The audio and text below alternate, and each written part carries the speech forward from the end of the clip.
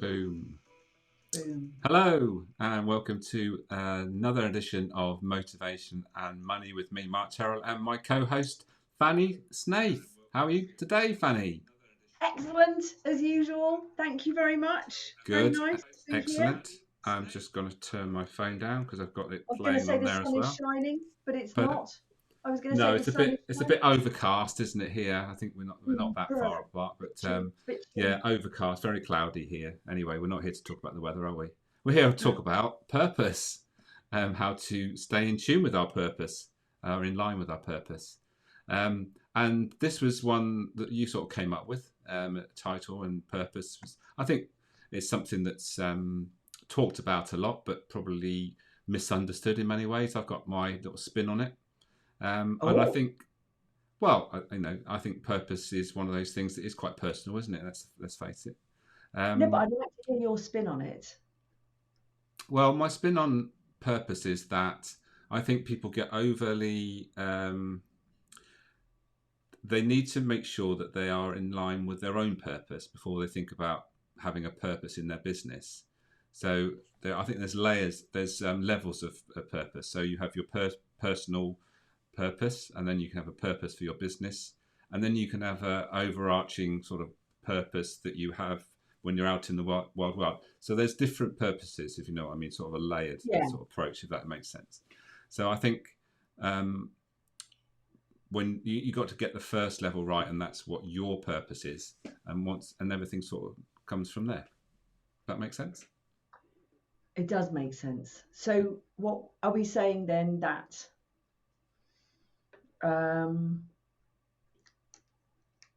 so if I was to put my spin on it, Hmm. my purpose is to become, it sounds a bit like this, but my purpose is to get in alignment with the self, Yeah. to get into my groove.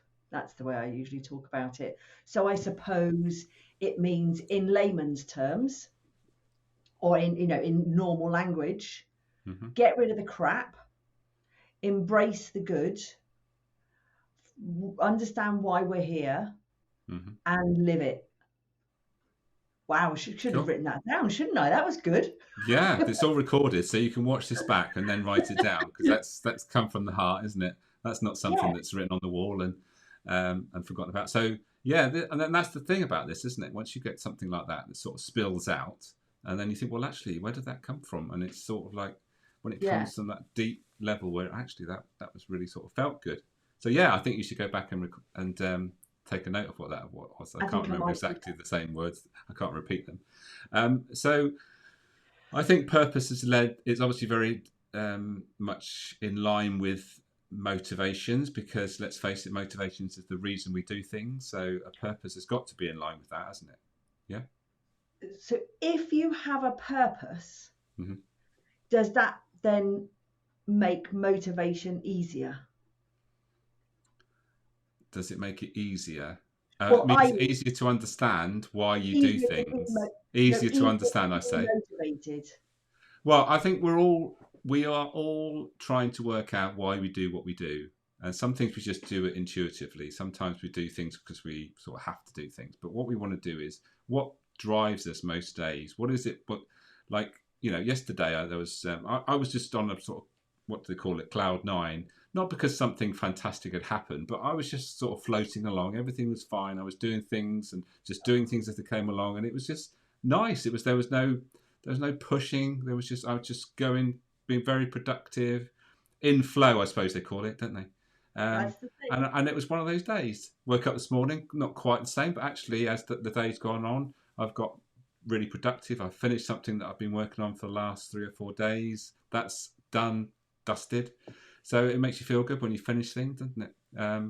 And there's nothing worse than having things that are like hanging over you and think, oh, I've got to do that. I've got to do that. Once Yeah. you've done it, you think, right, it's done. But I So, suppose what I was, because as a money coach, hmm, I get a lot of people who come to me and they just, they do the same thing.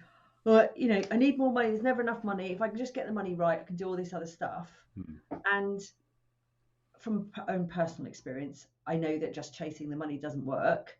Um, and so we then have to, we always end up looking at their life and Mhm. what drives them, etc. And for some people, what they do is the money drives them, but it's not the proper purpose. You know what I mean? They're not enjoying or experiencing the journey Yeah. because they're just following what the financial outcome is going to be. Because if you Yeah. get that financial outcome, then apparently, according to them, everything will just slot into place. Yeah. Yeah, which we know Yeah. it doesn't, right? Well, Um, it also depends. Obviously, with money, it depends whether it's a want or a need. If it's a need, then obviously that's different than a want, isn't it? Um, if you haven't got enough money, then obviously that's yeah, going yeah, to yeah, drive you yeah. to Well, get more. different level. Yeah, Yeah. different Yeah. level. Absolutely, I totally agree with you. But for me, I think what I've come to at the grand old age that I am is, and I was talking about this with a client this morning, is that what does it take for me every day to be able to, at the end of the day, put my head on the pillow and know that everything is okay? Yeah.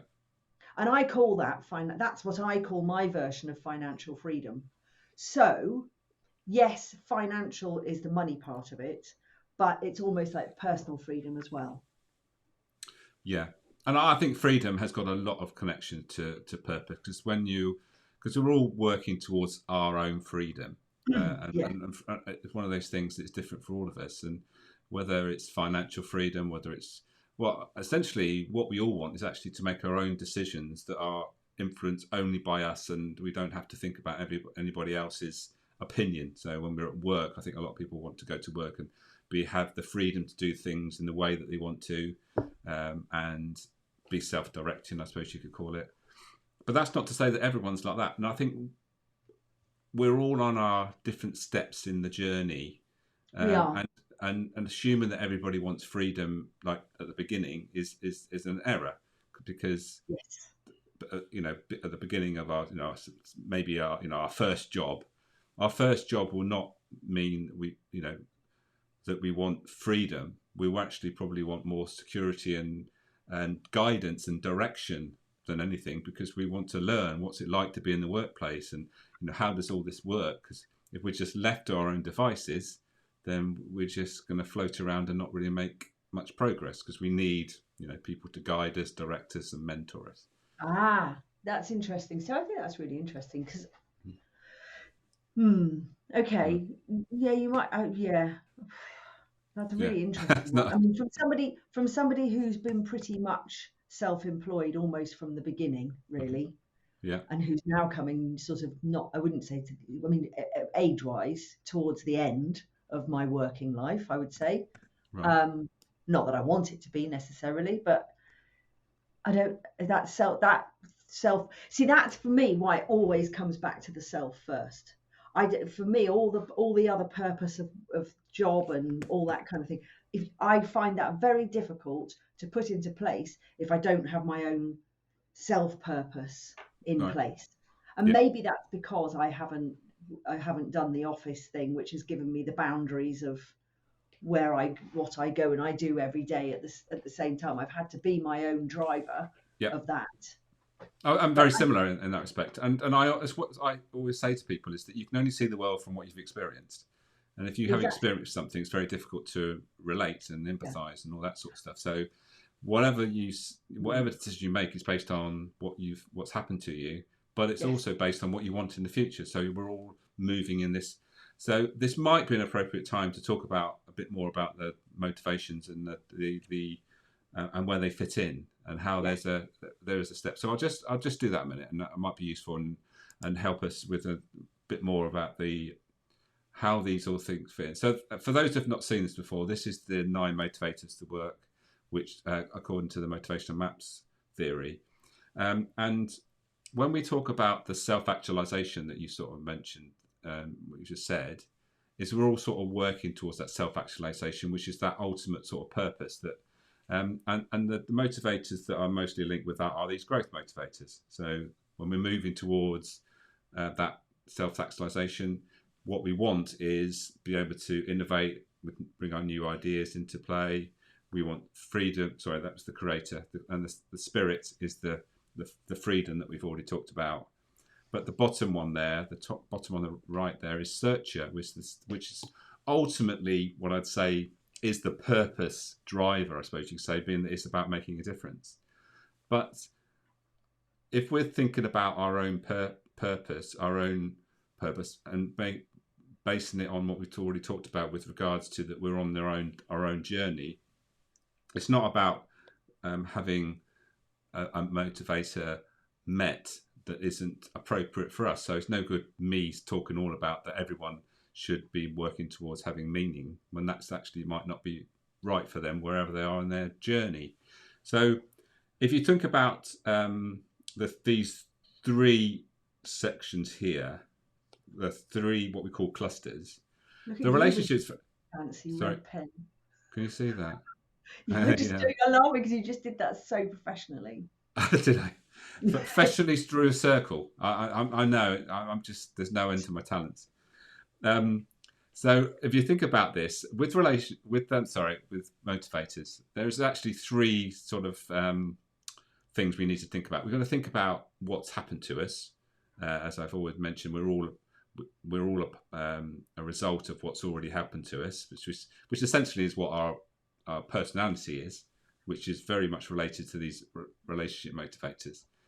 The middle achievement motivators are more about what's happening to us now in the real time and what's happening around us, our sort of environment, what we're trying to achieve. And the growth motivators are about what we're moving towards. Again, moving towards self-actualization and the things that we want to be and are leaving our legacy and all those sort of things that come into play then. So wherever we are and whatever mix of top motivators we have, it's about making sure that those things are being met. And those are the things that will give us purpose. So let's talk about money, which is probably not particularly, as we obviously this is motivation and money.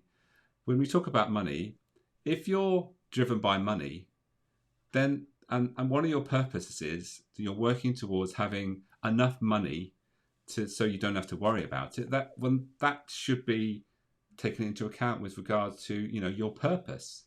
People might think that that's sort of it's money driven. So how could that be purpose? But I think we should know where we are, and at certain points in our life and career, a purpose to become, financially free is just as relevant as wanting to make a difference. Yeah, I don't think it. I think the thing about that one though is that we don't want it to be by itself.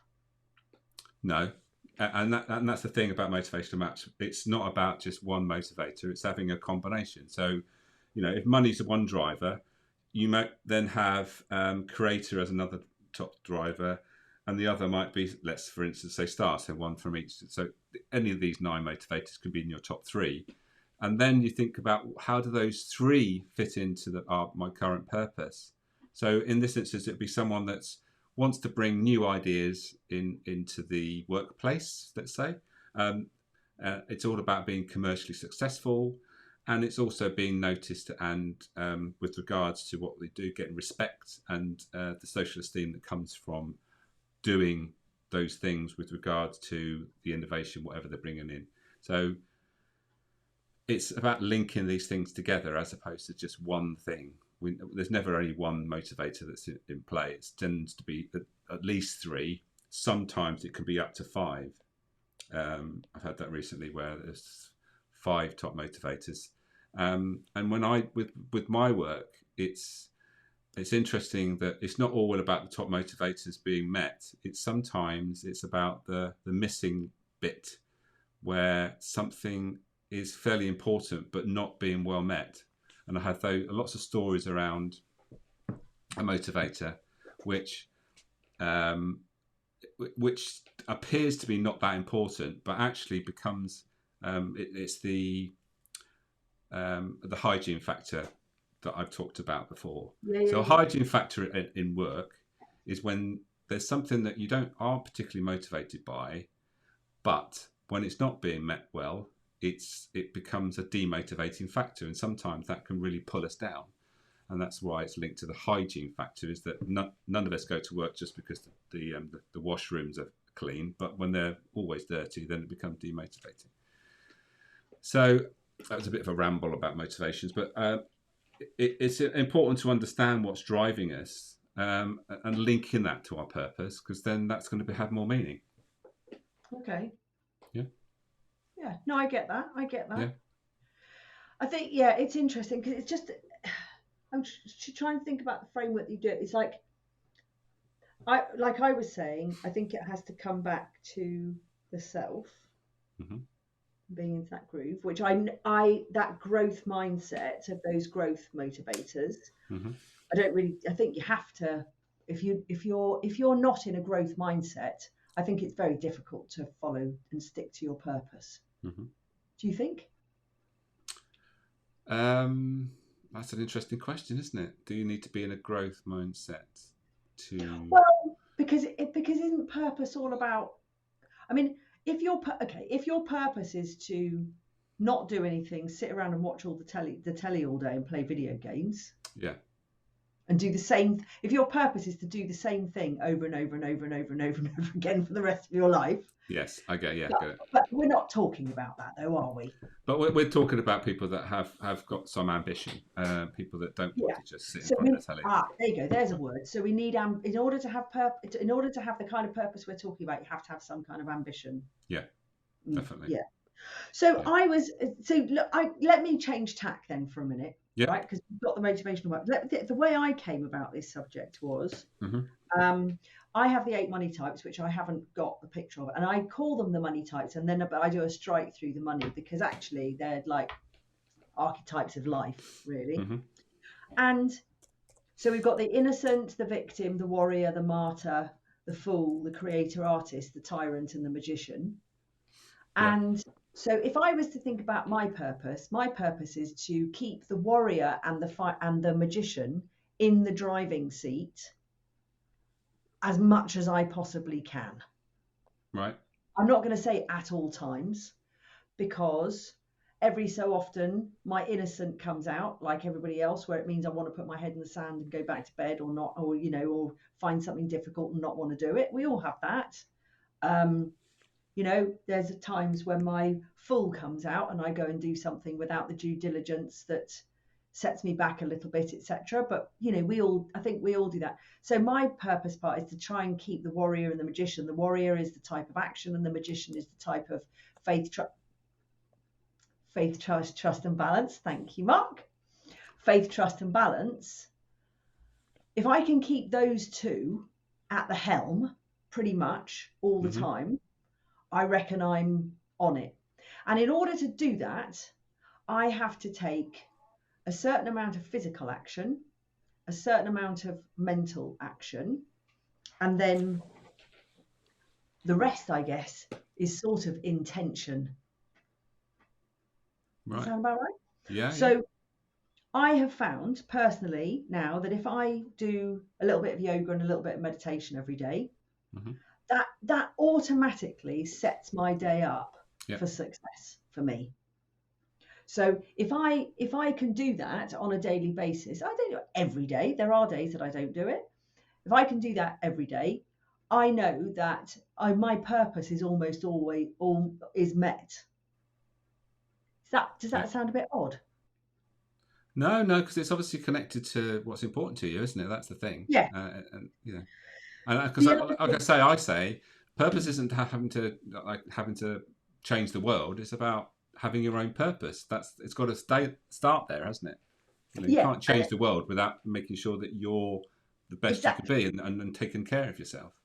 Exactly. And if I want to try and help people find their fullest potential, then I think I owe it to myself to try and put myself at my fullest potential. Which is, let's face it, that's a lifelong task, isn't it? To reach our fullest potential, to have everything right. So again, then on top of that, I lump a whole load of gratitude, which I think a lot of people find it easy to skim over. But that's really important. So we can stop that point. I think we should emphasize the importance of gratitude. Appreciate what we've already got, because if we are always striving for more and more and more and not appreciating what we're thankful for and what we've already got, exactly. You end up in never enough, like a treadmill that's never ending. Exactly. And it's like, I was even talking to somebody this morning, and that classic phrase came out. Yeah, well, of course I'm grateful for everything I've got. No, but are you? Of course I'm grateful for everything I've got. And it's too easy to say that, I think. Because if you can't be grateful, it's very difficult to give back in a heart-centered way. Yeah. You can serve through business for money.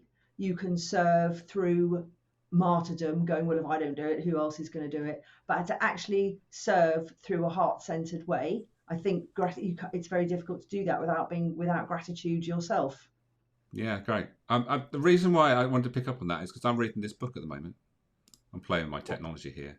It's called Awe by Dacia Keltner. Did you listen to the Diary of a CEO? Yes, I did. Yes, I did too. I know. Do you know what though? And I just thought, what's that all about? And I've read it, and it's a really interesting book, and really essentially, we talk about things being awesome, don't we? When we think about being awesome, well, what does awe mean? Well, And it's being aware of what's awesome, and bringing awe in our lives, and then we notice it, and that's basically essentially I haven't finished reading it, but essentially that's what it's telling us, is that we've got to be aware and start looking for it. What's awesome out there, and what's actually great already, and what are we not appreciating? I'm busting to say this. Because I listened to this podcast as well, and I realised that I have been for many years a bit of an awe addict. Ah, nice. Because yes, I can see that. Yeah. I realised. So I was listening to that podcast. What's his name again? Dacia Keltner. Dacia Keltner. So if anybody's listening, watching, the podcast on the Diary of a CEO with this Dacia Keltner is very interesting. And I loved it because it fed me to realise that, yes. So you're not that weird after all, that's why. Yeah, exactly. So it was one of those podcasts I was listening to going, yeah, I do that. Yeah, I do that. And I was suddenly thought, it made me feel good because it gave me that sort of like, yeah, actually, you're okay. So I have this thing. So going to the theatre and going to the cinema, anything like that, has always filled me with awe. I have that moment where I'm just completely lost in something, and it's just amazing, and I love it, and I look at the actors and I look at the scenery, and it just like, it's so good. It's like I was watching the BAFTAs the other night, and the fellowship was won by a lady who does the costumes for so many films, and I was just thinking, I was looking at her in awe and just going, you had the opportunity to do this amazing job for all these films and all these theatre shows, some of which I've seen, and it was good. So that's that. I'm one of those people that I do get these awesome moments where I might just go, oh, look at the puddle, and just go, wow, that's amazing. I mean, I'll probably say this probably has, and I don't mind people know this, it's probably got to do with the fact that I took a lot of Class A drugs when I was younger. Okay. I mean, it couldn't it? Because you do get this, wow. But we are not encouraging you to go down the same path. No. I wouldn't encourage anybody to go down the same path. No. Unless it's under controlled circumstances and very, very tiny amounts, which is usually almost legal now, by the way. Okay. We're not going down that path. No, we don't. But I love it. And then he went on to say, when you're in a relationship, is like gratitude. He spoke about gratitude, didn't he? Yeah. And Neil and I, who we've been married for 23 years, we say thank you to each other every single day. Do you? Without fail. He says, thank you for doing my washing. That's nice. And he buys me flowers once a week, usually. I say, he does most of the cooking. I always go, thank you. I really appreciated that meal. It was absolutely delicious. We said, thank you for getting the log. We say thank you to each other. Or I said, do you know what I said to you the other day? I went, thank you for looking after me so well. Oh, that's so sweet. And we also we have a WhatsApp group called Squad Fam. Right, it's just called Squad. It's which for the family, just Connie and Ren and Neil and I. And I actually wrote in it yesterday morning, said, I just want you all to know how much I love and appreciate you all and thank you all for being the people that you are. We do that all the time. That's amazing. But that's going to be unusual, isn't it? So I think I'm a bit of an all freak. I think so, but you set a great example there. I think that's something that we should all take on board and appreciate people more. I mean, it does make a massive difference when you do something, and it's not only that, actually. When you do something and you thought that was really good, and then nobody says anything. One of the things, when you think about it, feedback is great. It's almost the worst type of feedback is when you don't get any feedback. You'd either it'd be better if they said, well, that was, talking about meals, for instance. Well, I didn't like that. At least you're being recognised that you made an effort to make a meal, but then you got the feedback, which allows you to not make that again or change it next time. But the worst type of feedback is when people say nothing, and you think, hang on a minute, I just spent like an hour making a meal, and everyone just got up, and nobody said, did they like it? Did they appreciate it? The only mention was who's doing the washing up, and you think, so yeah. And it's interesting. And I've got a very dear friend of mine, Tara Halliday, and she came over yesterday because I've been beta reading her book. Oh wow! And she came around, she sat down at the table. And she said, first of all, Fanny, I just wanted to say to you, I apologise to you because I've done this, that, and the other recently. And I just want to let you know that I really, really do appreciate you. And if I came across this way, I didn't mean to. I didn't even know what she was talking about. I didn't recognise what she was talking about. But do you know what I mean? We like this with each other. Mm-hmm. I'm going to start saying things like that to you, Mark, because I appreciate you too. Yes. Oh, yes. I appreciate you, Fanny. I'm just thinking that, actually. I appreciate you turning up. I think the enthusiasm you bring. And but, you think about these things, we don't say them, do you? So, there's a reason why we do this, because we enjoy it. But also, we bounce off one another and, we don't agree with everything each other says, but we sort of, and the same thing was, right, I know we've got right off the track of purpose. We have. Where's purpose gone? Yeah. I was talking to you about this guy, Lee Tunney Ware, wasn't I? And I was on a call, a group call on Monday night, and he said, oh, no, it was Friday, and he said, just open your phone and go to A and pick somebody from A and just call them up and tell them that how wonderful they are, say something nice to them. And then go to B. And then go to C. And I actually wrote down a list of people going through things about the people I was going to contact. And I didn't actually call people, but I did send them a couple of messages. And and it felt wonderful for me. And I'm sure it must have felt wonderful for them. Yeah. Cost me nothing. Cost you nothing apart from a little bit of your time. And that's that key though, isn't it? What people want more than anything is your time. Don't necessarily stand, being with them, but actually spending time to think about them and do something that they'll appreciate. And bringing it back to purpose, because I'm just noticing the time, is that if I can be an awe freak, that's got to be a new word, an awe freak. If I can be an awe freak and a gratitude freak, and we can just feel the energy changing in the conversation that we've been having, right? Then how can I not be on purpose? Exactly. Isn't that a brilliant summing up? Because your purpose is obviously all about being awesome. Isn't all of our purposes being awesome? If we're shining the biggest light we can have on the top of our heads, then we are on purpose. Exactly. And what's it Marianne Williamson says? I don't know much about her. Oh, it's about shining your light, basically, and not hiding away, basically, so that you are in that beacon of hope. Yeah. Anyway, there we have it. Another 30 minutes of motivation and money. We tried to talk about purpose. I think we did talk about purpose, but it's a big topic. But we now know what Fanny's purpose is. It's all about being awesome. An awe freak.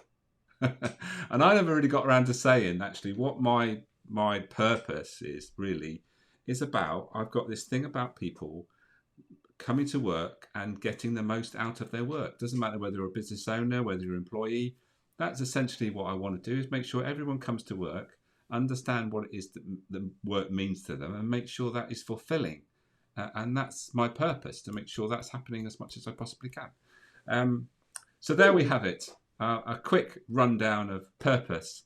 But if you catch this on replay, then we would love your comments wherever you might catch this, whether it's on Fanny's channel, my channel, on YouTube, wherever you might find this, because it goes out into the ether and we don't know quite who watches it. But the one thing I do know is a lot of people watch it but don't comment, and because they keep telling me, oh, I see you on that, you're doing that thing with Fanny, don't you? And I said, yes. When are you going to make a comment?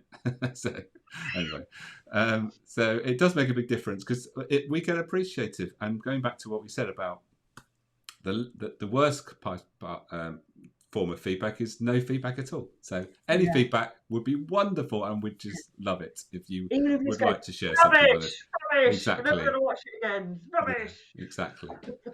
Anyway, so there we have it. So thank you again, Fanny. Really enjoyed it. And anything to just close off before we clear off and do our thing? No, except that my energy from was high before the call, and it's even higher now, and that's all good stuff, and I love that. Brilliant, excellent, absolutely. Thank you. Also, very good. It's very good, isn't it, to have more energy at the end than you started. So that's clearly whatever we're doing is in line with our purpose. Let's leave it on that. So thank you for those that popped in to have a watch when you could. But I said, if you've catch this on replay, please reach out to us. You will get in a minute. I'm going to put the end of show card up, and you will see where you can get in touch with the likes of myself and Fanny. Please reach out. We don't bite, and we'd really love to help you if you have a motivation or a money, anything around those two topics. We hopefully will be able to help you. I was going to say, I don't always bite. You don't, oh, okay. She doesn't always bite. Anyway, on that note, we'll see you next time. Take care, everyone. Thank you.